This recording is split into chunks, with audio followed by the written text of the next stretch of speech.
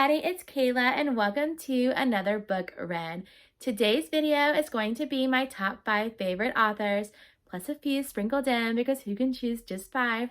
Not me. If you haven't joined us yet, please feel free to like and subscribe and then go check us out on Instagram. I'll have my Instagram handle in the description of this video. So let's go ahead and get started. So I have spent the entire week making sure that I had this list of my top 5 favorite authors cut down to 5, solidified where I felt comfortable that these are my top for right now.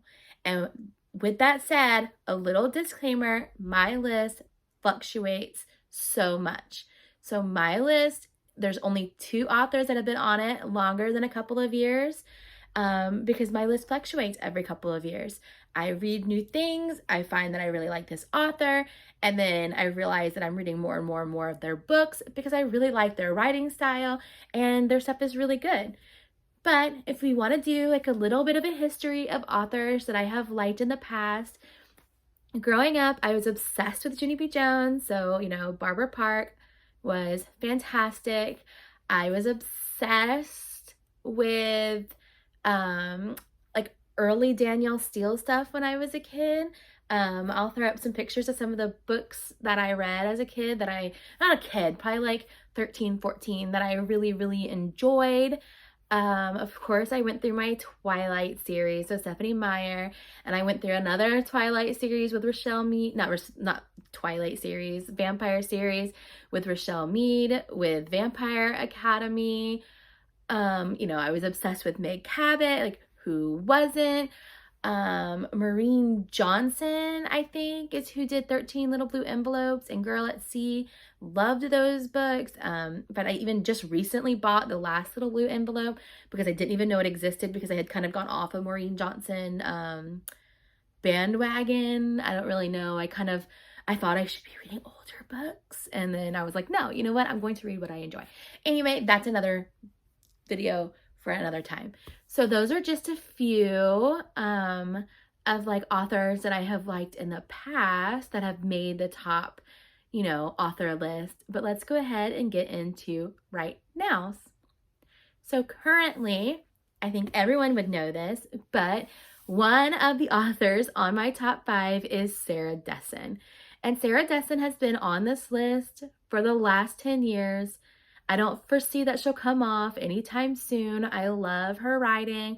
I love her writing style. I love her stories. I feel like, I really feel invested in her characters. And I feel like, at least the main character really, really resonates with me every time. And I want good for them. I mean, she hasn't come out with a book since 2019. And I'm still like, she is my top favorite author. I don't care if I actually do care because, like, Sarah, please put out new work. I'm dying here. But I don't need a new book every month to feel comfortable saying, or every year. I don't know why I said every month. Every year to feel comfortable that she's going to be on my list, even if her next book doesn't come out for a few years. Another one that's been on my list since, forever is Jane Austen. I read Emma and Pride and Prejudice when I was in middle school, I believe. So I was probably like 11, 12, and I loved them. Now I will say that I reread them in high school and loved them more because I think I understood a little bit more of what was going on, and then I have since read the rest of her works. And if you're going to go for a classic, Jane Austen hits. I know some people think that her work is just kind of basic or whatever. I've seen some really not great reviews for Jane Austen's work, and I'm just like, did you even read it? Like, did you give it a shot? Like, I love Jane Austen. I would say Pride and Prejudice is number 1 for me from Jane Austen, but I think Sense and Sensibility is probably a top second, maybe, probably. So another one that I think would probably come as no surprise this year, after last year, is Sarah J Maas. That A Court of Thorns and Roses series, I got it right! Dance party. Anyway, it really, really, really was my top series of last year. Her writing style is great. I mean, I really just enjoy her books. I'm, you know, currently reading the Throne of Glass series. I'm on Heir of Fire, and I have been plowing through it this last week and this weekend. Like, I must have hit like a really good part because now I can't put it down. And in fact, I want to film this video and then go read some more. It's really, really, really good. And so like, I think finishing what's out of the A Court of Thorns and Roses series and then starting the Throne of Glass series has really solidified the fact that she is one of my top authors. Another one, which I think would kind of come as a surprise to everybody, is, hold on, I already forgot her name, and that's really sad because, oh no, that one doesn't have her name on it. Is Kiera Cass. Kiera Cass, yes. I read the entire Selection series a couple of years ago, and I really, really, really liked it. And now I'm not gonna lie, one of my most disappointing books of 2020 was hers, The Betrayed or The Betrothed. I need to read the second one to see where she goes with it. I was disappointed in how the first one ended. I thought the book itself was great. In fact, I thought the book itself was fantastic. I loved it up until like the last 2 chapters, and I was just like, what? What are we doing? But I'm sure she's going somewhere with it, and I need to give the second book a shot without just being like, I'm never gonna read that, even though that's how I felt. I'm sorry. So that was what, 4? So our 5th one, and not least, because that's not how it works, is Rudas Appetis. And I just, I always want to say he, I don't know why. She just does historical fiction for me so well.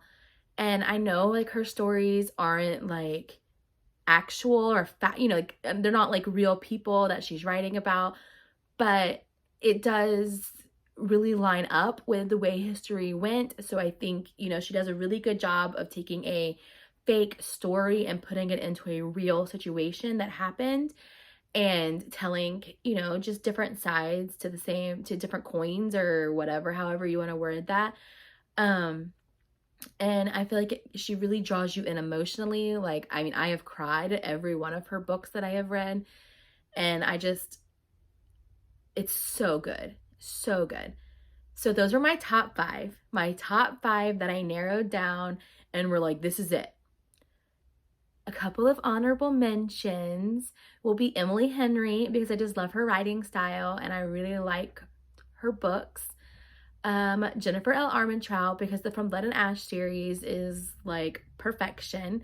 I think if I had read another one of her books by now, she probably would have made a top 5, but I felt like just one series did not warrant a top 5. I think another one that would probably make a top 5 if I had read another one of her books is Helen Hawang, because the Kiss Quotient was like absolute perfection. And I think if I had read a second book by her before I was filming this video, she probably could have taken over like Kiera Cass. Or it might have been like, it's a top 6 because I can't figure anything out in my life. And I feel like there were a few more that I was going to mention and my brain is gone. Oh, Evie Dunmore. I almost forgot, but you don't like Evie Dunmore. I think if I had read more of that series before I filmed this, again, she would have given Kiera Cass, or maybe even Rudas Appetis, or maybe even Sarah J Maas a run for their money. Or like I said, I would have had to up my number that I was giving you, because I would have just cried and cried and cried and, you know, all that good stuff. But those are my top 5, and those were a few honorable mentions. So that is today's video, and I will see you guys in the next one. Bye!